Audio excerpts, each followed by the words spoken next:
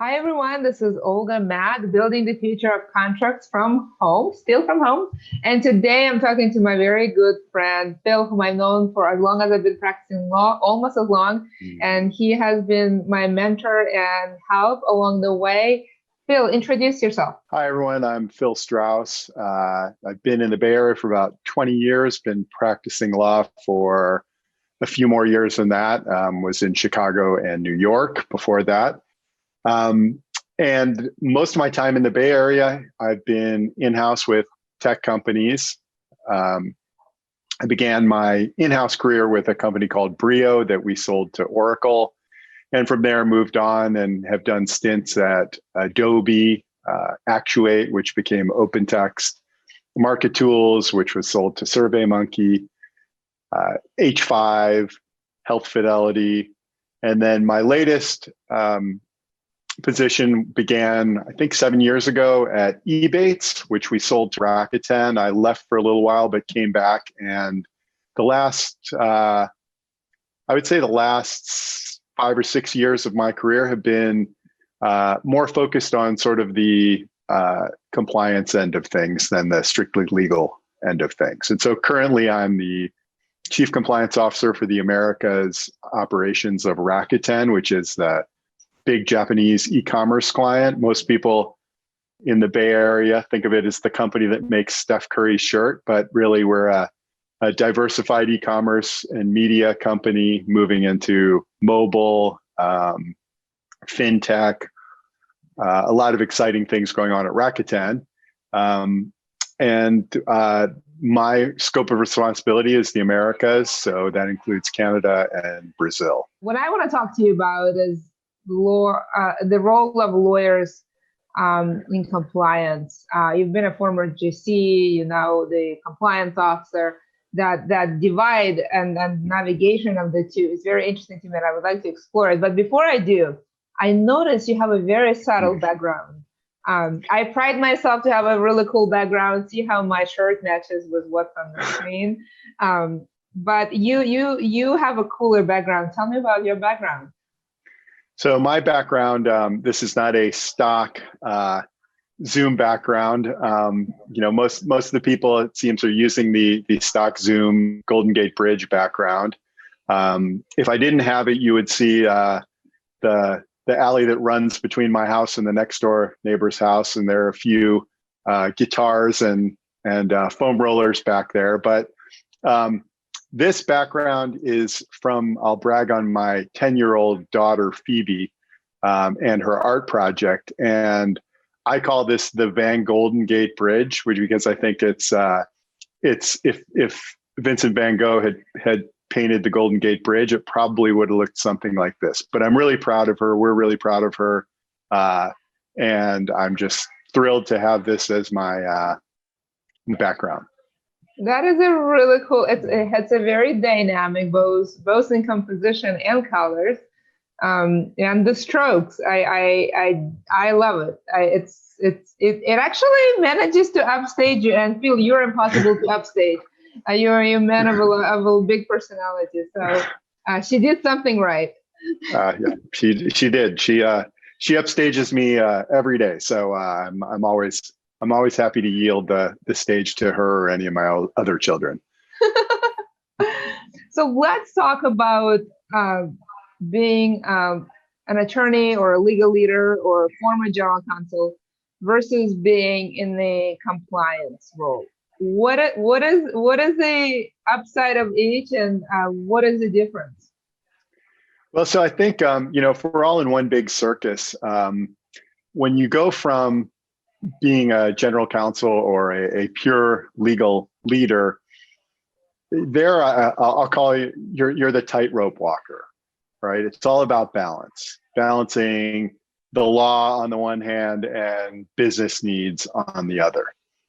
When you become a compliance officer, you have to be a juggler. You still have to manage the law, and you still have to manage accomplishing business needs. But then you have the third thing that you're trying to keep in the air, which is ethics, which is not written down. It's kind of what's right. And with all due respect to the legal department, because I was one and probably will be one again in my career, as we'll talk about going back and forth. But the way I put it is that the ethics is certainly on your radar as a legal leader, but if it's legal and it moves the business forward, sometimes that's what you do. And when you're an ethics and compliance officer, all of a sudden the ethics piece moves front and center into your calculation. And so that's sort of the main difference, is that you have the ethics and compliance, the what is right that is not written down becomes much more important and central to what you're trying to accomplish.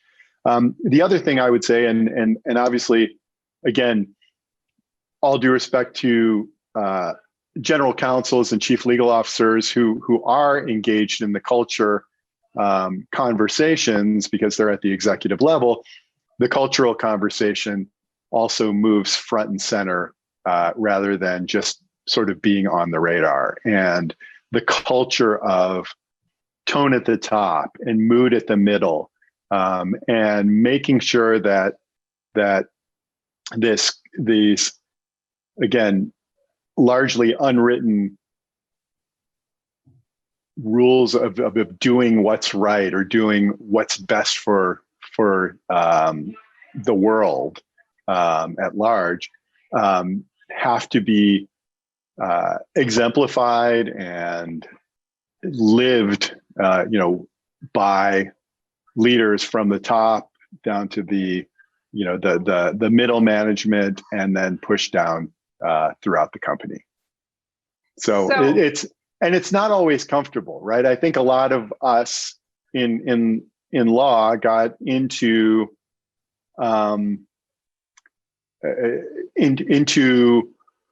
law because it had more. There are a lot of bright lines and arguing.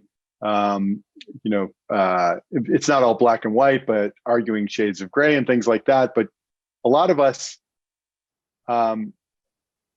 really can feel a little uncomfortable when it comes down to culture and building a culture, right? We build a culture a lot of the time in our legal departments. It's about doing your work well, doing it quickly, and doing it in a way where the clients in the company, or the people in the company, want to come back and they don't dread working with you. But this is much more about corporate culture, and really trying to, what kind of company do we want to be? And I think we've all gotten there quicker with privacy, right? Because privacy is a place where legal and compliance overlap. There's not, if you're going to be a privacy professional, you have to know the law and you have to know how to get people to comply with the law. But we're all part of this conversation about what kind of company do we want to be with data? Do we want to be aggressive with data and monetize it as best we can, or do we want to be conservative and essentially make our reward on the reputation, which will hopefully lead to more revenues and more profits, but not indirectly. So I love this analogy of the tightrope and the juggler. And the juggler. So which one do you like? I like them both. I mean, I really think if you're going to simplify the world in Silicon Valley, at least, there is certainly, and the hiring in legal and compliance in Silicon Valley, it's divided. I don't know whether it's 50-50 or some other distribution, but I do think there is a school of thought in Silicon Valley about legal and compliance professionals having a very specific trajectory to get where they are.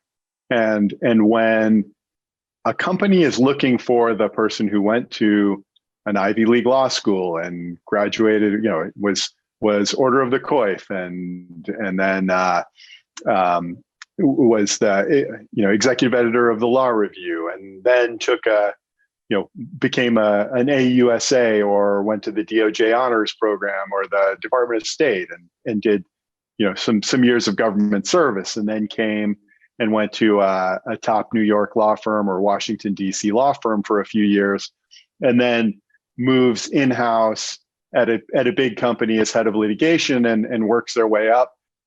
There are people in Silicon Valley who are looking for that kind of trajectory.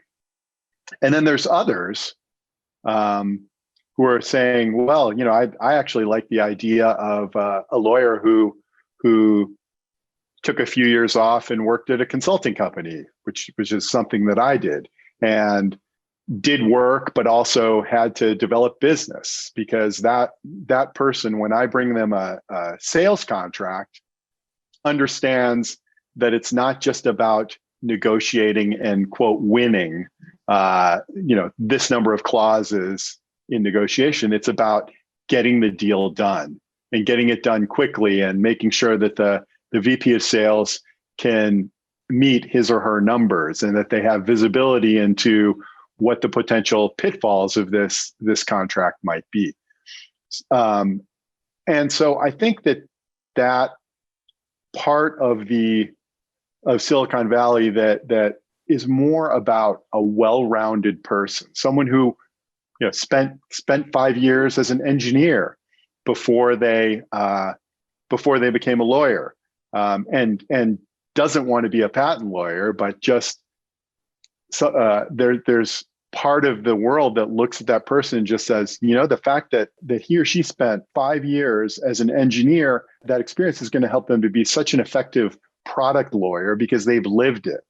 And so when you take these deviations, whether it's, going to work for a company like KPMG for a few years, or going to a blockchain company for a few years, right? I mean, these are in a non-legal role, just to, pull something out of the air, that there are people who are going to appreciate this. And, you can't satisfy both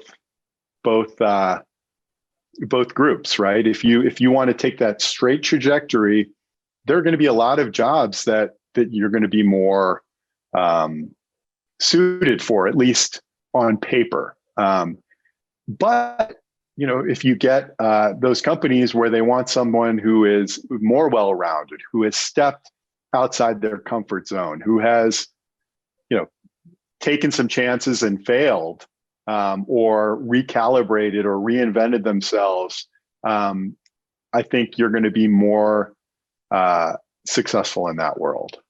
And so, going from legal into compliance is not like jumping all the way over to the product side or all the way over into the business development department, but it is a deviation.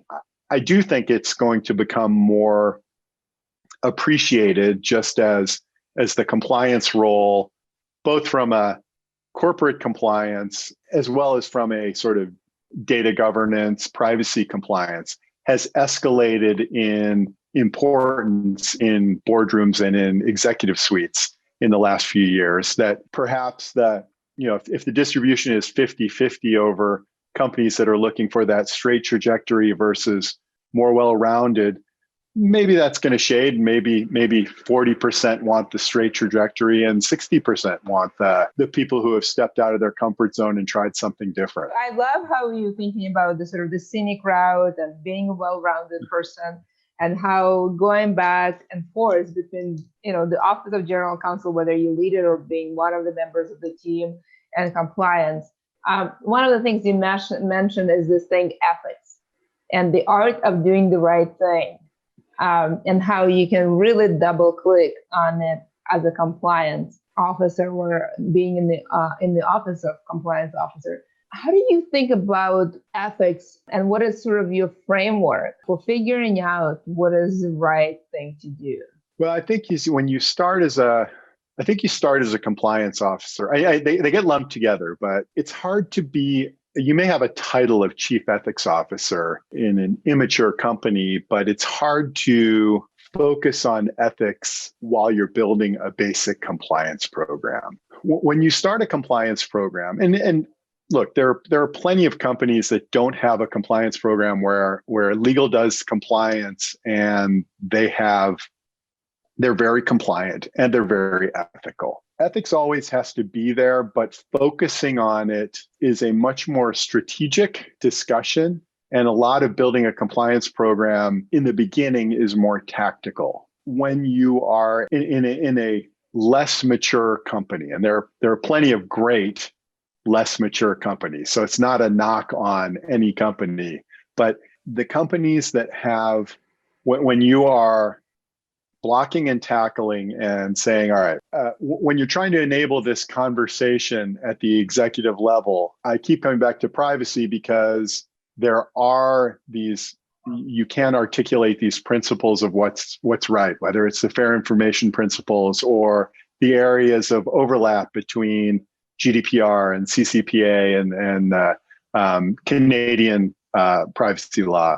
And having a conversation about, well, what is data minimization and how is that, why is that right for us? Aside from being mandated, why is that the right thing to do for us? You have to get together a broad coalition of people to start discussing ethics. And it's probably easier if you don't call it a discussion about ethics. If you address a very discrete question about, here's the line of what we do with our what we can do with our data. Why, where do we want to be on that line? How much discretion should different business units have to be at different points along that line? What's our overall philosophy? How are we going to address being at different points on these on this line of aggressive versus conservative behavior? How are you going to address that with a regulator? And having that kind of discussion, I think, is what most compliance officers are doing, except at the largest, most heavily regulated companies. So let's talk about building the compliance department and what it takes to do it. If you say start from scratch at an established company, like Rakuten, how do you do that? So I began where a lot of other compliance officers begin, with what was at the time I think it's roughly 8 points of the U.S. sentencing guidelines, and there's the DOJ guidance, and you start off with a very kind of legal focus to it, which is why you sit down with an executive and they say, why am I looking at the these summaries of points of the U.S. sentencing guidelines? And your initial lawyer reaction is, I'm here to keep you out of jail. And then you realize, because you're in a business role, right? I mean, nothing you say is privileged. You have to assume that nothing you say with your compliance officer hat on is privileged. So you're all of a sudden in this business role, and you realize that compliance, your function there is to create a business process around these sentencing guidelines. And the minute you stop talking about them as elements of the US sentencing guidelines and put them, rather than in a linear table, put them on a wheel about policies and procedures and incidents and remediation and discipline and monitoring and improving the program, and now we're back at policy. Put them in a circle and call it a business process. Doesn't matter whether it came from the US sentencing guidelines or the DOJ guidance or or something else like that, and you call it, the compliance business process, all of a sudden executives start to get it and they get excited about it, and you plug things into the wheel of the business process of compliance. What I try to do is, you can't boil the ocean from day one, right? You're starting with the basics. Mandatory compliance training. Okay, well, what are the non-mandatory? What are the other areas of training that are good for the company without turning into a company where everyone's just doing compliance training? The hotline, right? Basic table stakes. If you don't have one, get one. If you have one, at least have a good process around it. And then you start moving, year by year up the ladder. Okay, now when is the right time for third-party vendor management? Well, with all these privacy laws, probably now. Conflict of interest management, right? I mean, especially in Silicon Valley, is it okay to be at one company and have a consulting side hustle? I don't know. Some companies yes, some companies no. But is it the time to put in software that will track that and get a certification from every employee every year as to what they've got going on the side without prohibiting it? Not for a brand new compliance program, but within a few years, that's the kind of thing you need. So you keep walking up this ladder of maturity, and you keep assessing, right? And when I do my annual assessments of my program, if there's something that I haven't even tackled, I'm not going to put that in the assessment. I'm going to put it on the roadmap. And you can't do everything. Not everything's on the roadmap for next year. And depending on how well you're resourced and what the executive's appetite is, you may make only marginal gains every year walking up that ladder, or you may have an adverse event and all of a sudden vendor management goes to the front of the roadmap. When you walk up there, to the earlier point, that ethics, you will become more of your time will be strategic and less of your time will be tactical. As you get a bigger team, as you start to enable more of those executive conversations around, these existential conversations about what kind of company do we want to be in this area.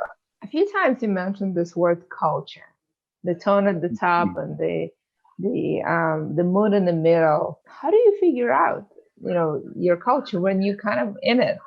How do you kind of figure out the unwritten rules? The written one makes sense. Those are policies. I get that.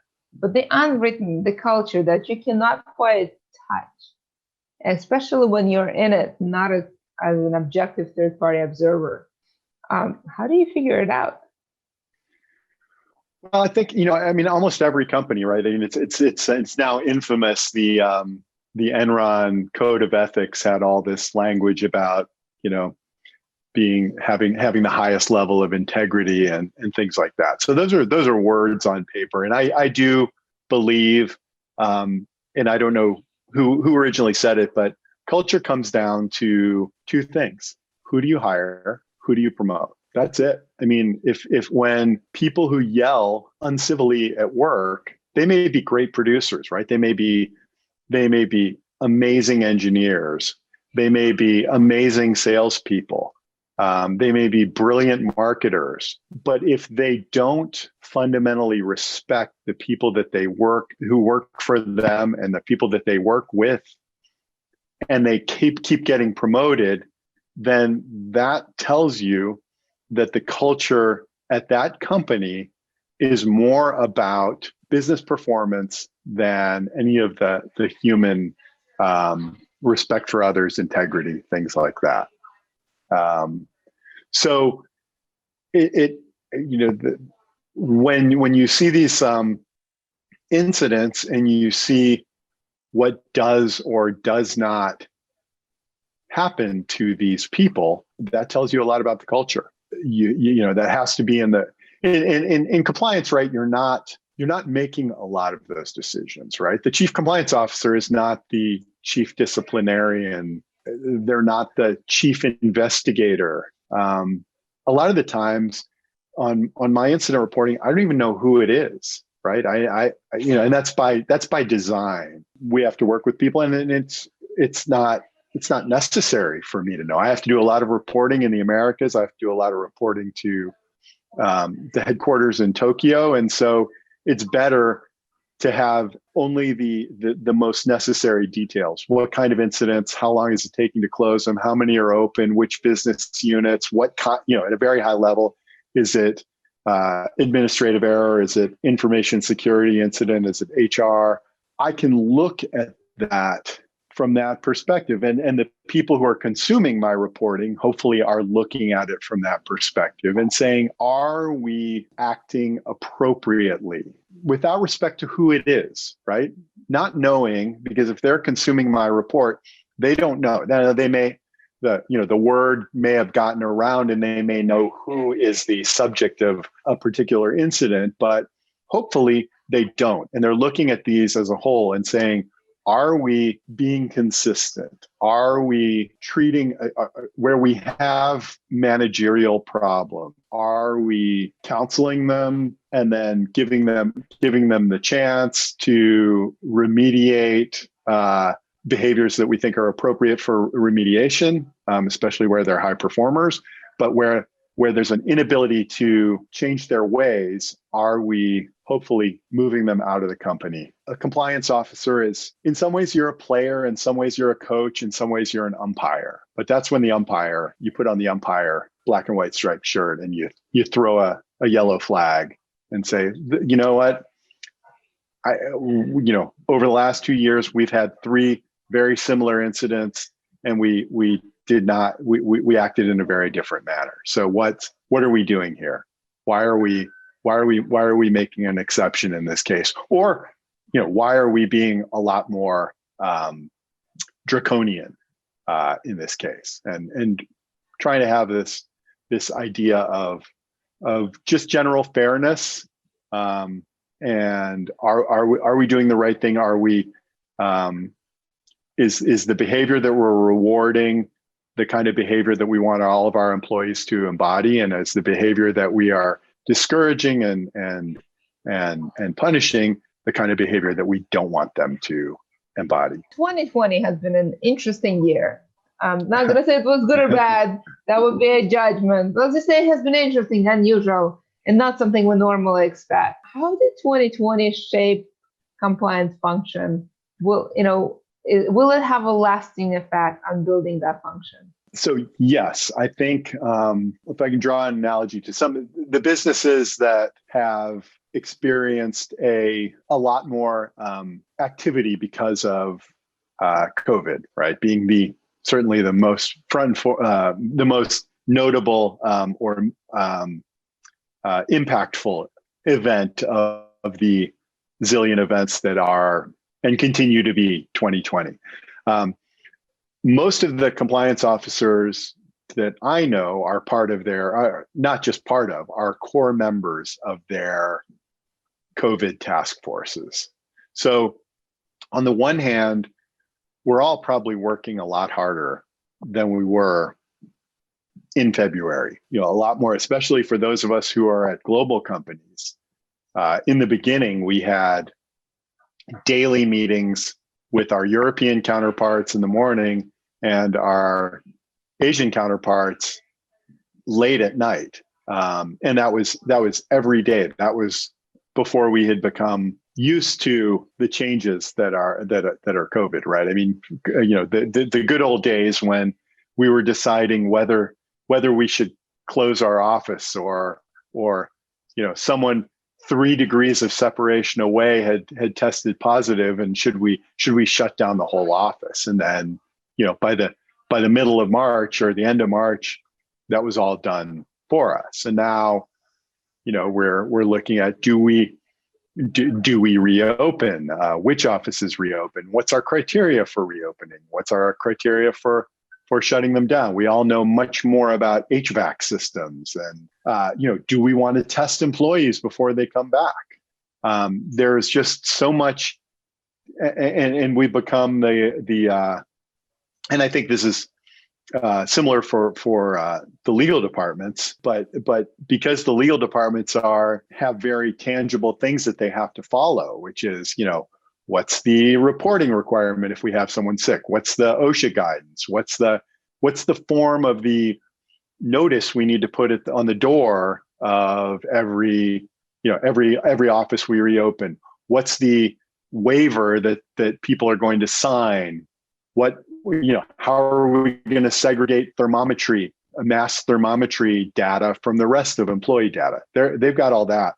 So it's kind of like, who at the table can be the guru on different kinds of testing and the difference between an antigen test and the other tests that are available, and rapid tests, and where can we get them, and talk to vendors, and what about contact tracing apps, and what about iPhone wellness checks. So the compliance departments, the compliance officers that I know about are doing a lot more than they would, but we're also getting a lot more contact with executives than we would. Essentially,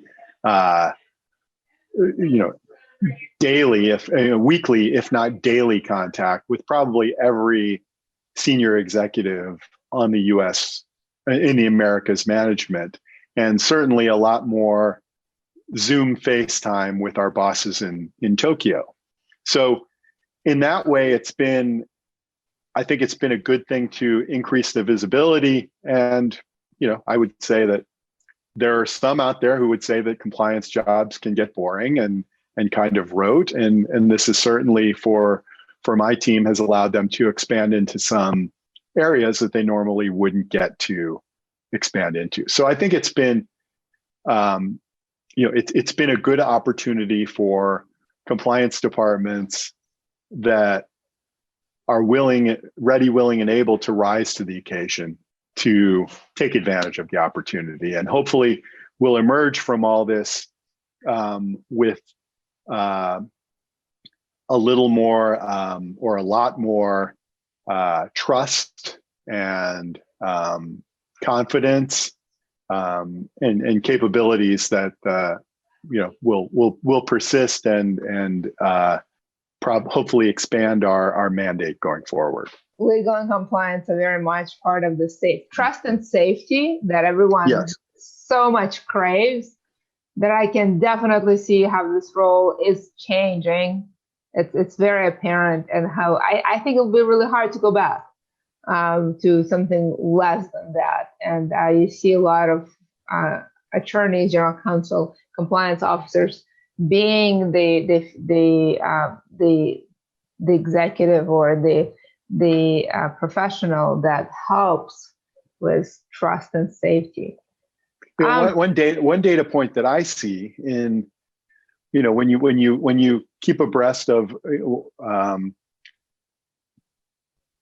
the market, is that a lot more GC. So I think traditionally, and when I started on the in-house side, the West Coast model was that the general counsel reported to the CFO.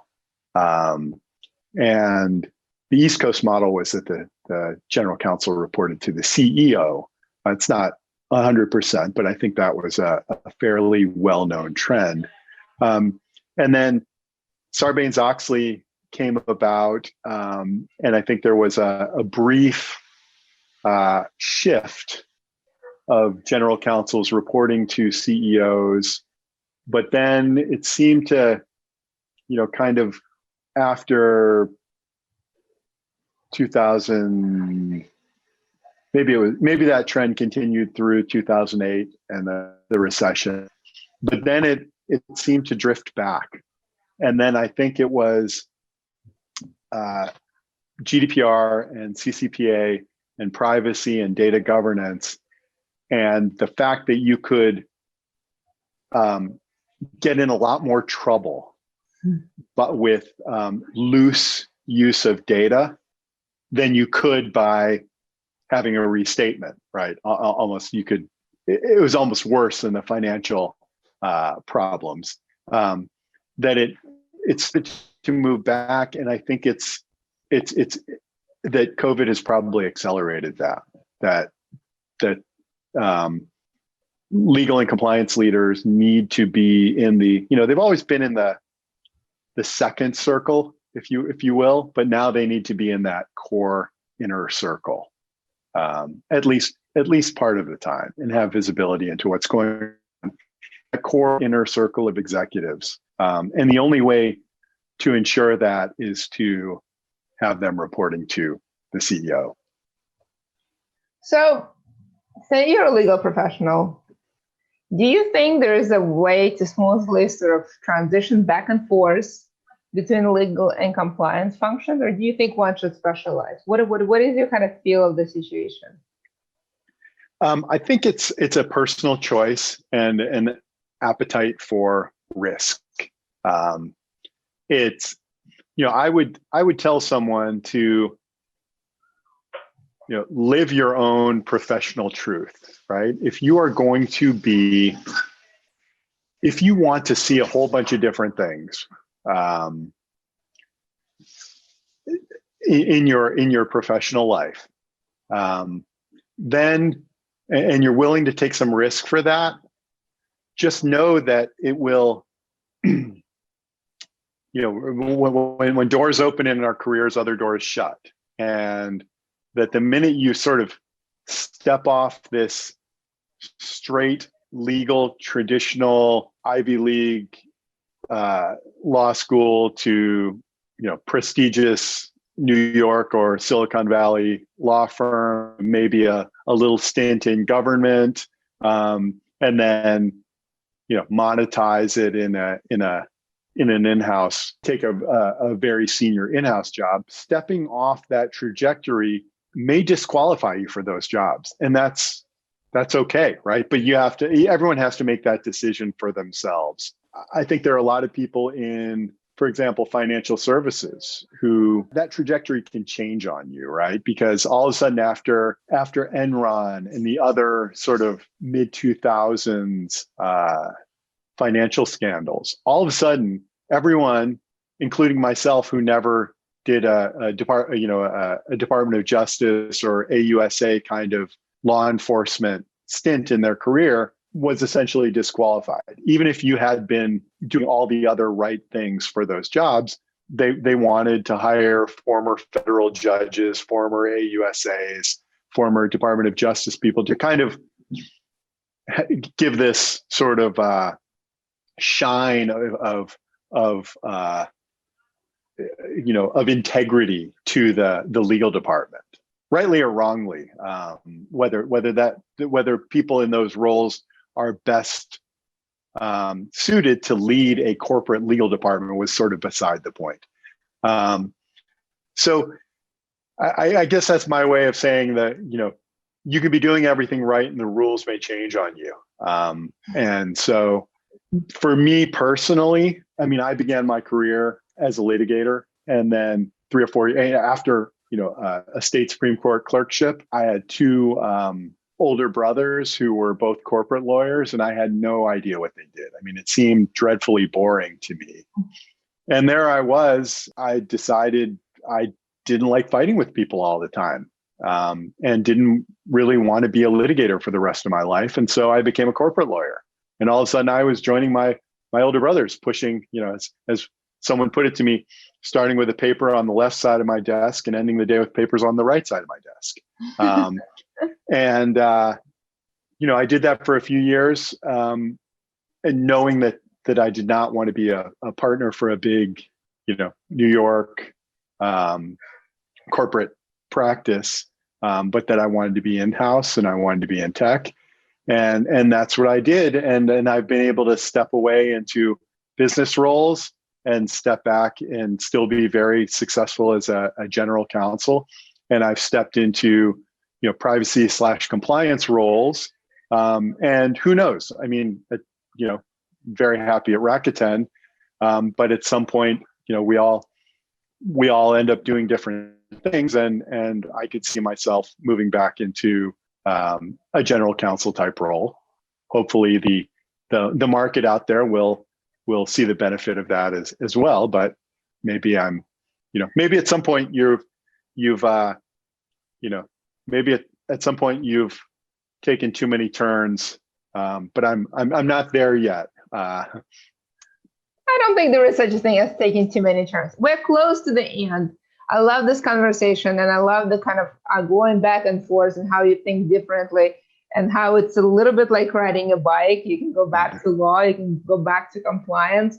If you were giving, if somebody wanted to be a compliance officer, and they're a lawyer, whether they're a young lawyer in the beginning of their career or a more mature lawyer in the middle of their career, what is one or two things that you would recommend that they do if they were considering being a compliance officer? A couple of things. One is when you move into compliance, or if you were to move into privacy, keep on top of changes as if you were still a general counsel, right? So still, when you get all the ACC invites and all the law firms and all the vendors invite you to the webinars, keep on top of your labor laws, keep on top of privacy, even if that's not your area. Keep on top of corporate laws and new ways of going public and things like that. So don't change your CLE should go up when you're out of the general counsel's office, because you've got your new core area of privacy or compliance, but you've still got to keep up with all the others. So that's number one. And if you don't want to keep up with all that other stuff, then you probably don't want to be a general counsel anymore. So that can be instructive as well. Second point I would say is compliance as a business process. And you can substitute privacy as a business process. Is learn about, when you're in the legal department, people are going to expect you prefer to use Word over PowerPoint, right? You like to write on a piece of paper that's shaped like this and not a piece of paper that's shaped like this. When you're in the compliance world, people know you're a lawyer, but you are much more of a business person. You're an odd business person. But if you can come to it with feeling comfortable making a flow chart, using Visio, learning what a swim lane is other than in your workouts, be comfortable with a Gantt chart, be comfortable with these ways of communicating that that business people use, and get a business person, trusted business person, not obviously not in the legal department, to help you with, like, hey, my new boss, what is he or she like? Show me, talk to their assistant. What are the last 5 presentations that they did for Japan? What kinds of, do they like the circles? Do they like the pyramid? Do they like the pie charts? Do they like find out how they want to communicate, and then put what you're doing into their language. So that's the second. And then I guess the third is that, if you read especially the latest DOJ guidance on corporate compliance programs from probably August, it's about, if I had to summarize it in 2 words, it would be evaluate, improve. So while in the legal department, you always want to be improving. And I think in the legal department, you measure improvement as, how many more contracts did we get through? How can we leverage technology to serve more clients with, while not having to grow the team, scaling the output of the legal team. On the compliance side, compliance has got to be measured every year. And the DOJ guidelines say this: you have to evaluate, how well are we doing? You don't have to be perfect, but where you identify weaknesses in your program, you have to be improving them year to year, and you have to be able to demonstrate that. And that, I guess that's related to the business process is along that wheel of policies and implementation and incident management and discipline and remediation and improvement. How do I show that, right? When the regulator comes in, how do I show him or her, this is where we were last year. This is where the risk assessment identified the risks. Here's how we prioritize the risks. Here's how we mitigated those risks. And not all of them. Again, it doesn't have to be perfect, but we took the top 5. We, new policies, new procedures, new vendors, and here's how we showed improvement. And then we did it all over again. We're just now doing our annual risk assessment. And this year we have 100 more questions. We've more than doubled the size over last year, because that's how much more complex the world is and how much more in depth we are thinking about risk. I don't know if we add 100 questions next year, they may run me out of town, but you can't do that every year. But this year, when we looked at what the risks were and trying to evaluate them, we had to ask 100 more questions, and that's across 12 different business units. So that's 1,200 additional risk assessment responses that my team will have to comb through and try to come up with some big picture recommendations. So if you don't like that, don't become a compliance officer if you don't want to build something and rebuild it and keep improving it. So if you're a tinkerer and you like just making things better and fine tuning things, maybe we should be looking, in our descriptions of people who built cars or modified their guitars or things like that. Maybe we're looking for the wrong types. Well, it sounds like compliance is a little bit like going back to your picture of painting a Golden Gate Bridge. You finish painting and you have to start all over. I thoroughly enjoyed this conversation. Thank you so much. I've learned so much from you, and certainly have gained a much greater appreciation of the compliance function. This was very helpful. We should do it again. We should. Thank you. It's always great to talk to you, Olga.